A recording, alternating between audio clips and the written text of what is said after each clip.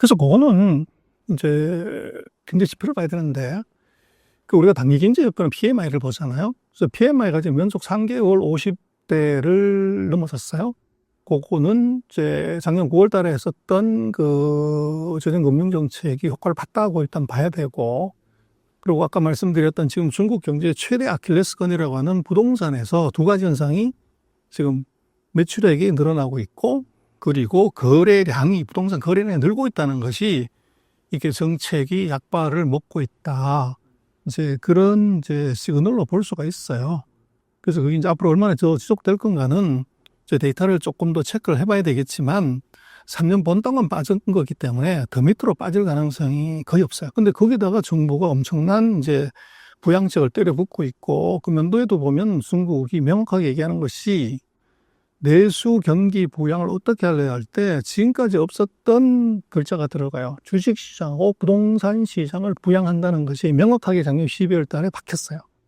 그래서 그렇게 놓고는 그 면도에 중국의 증시하고 부동산은 제가 볼 때는 중국 정부의 힘을 생각하면 저거는 비관적으로 볼 필요가 없다. 그렇게 보십니다. 현재 중국의 핵심 산업은 무엇이며 앞으로의 전망은 어떻게 보시나요?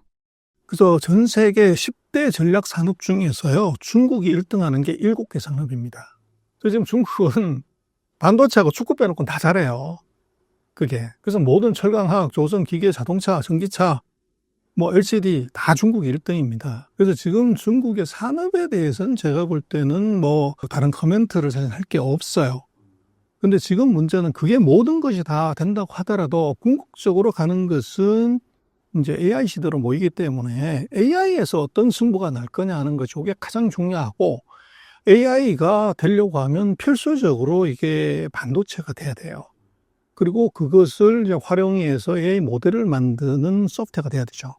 그래서 중국이 지금 소프트웨어 쪽에서는 엄청난 경쟁력을 갖고 있고, 오로지 이게 반도체 하드웨어를 미국이 막아주는 바람에 이게 이제 중국이 곤란을 겪고 있고, 우리가 거기에 이제 큰 수혜를 사실은 입고 있는 거죠.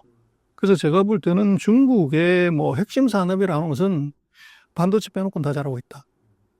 그래서 이것을 지금 예를 들면 미국도 트럼프 대통령이 한국한테 전화해서 얘기한 게 딱 한 가지잖아요. 조선 군함 짓는 거 해줘라. 근데 미국이 어떻게 군함을 한국한테 의뢰를 하냐는 것은 지금 미국하고 중국의 군함 건조 능력을 보면 232대 1이에요. 중국이 세계 최대의 지금 조선 건조 능력을 갖고 있다는 거죠. 그래서 그렇게 놓고 보면 중국의 산업 경쟁력은 이것은 시간이 갈수록 더 강화될 가능성이 높고, 이것을 미국이 보복 관세든 뭐든 이제 제재를 해주면 그만큼 이제 지연시키는 효과는 있을 것 같아요.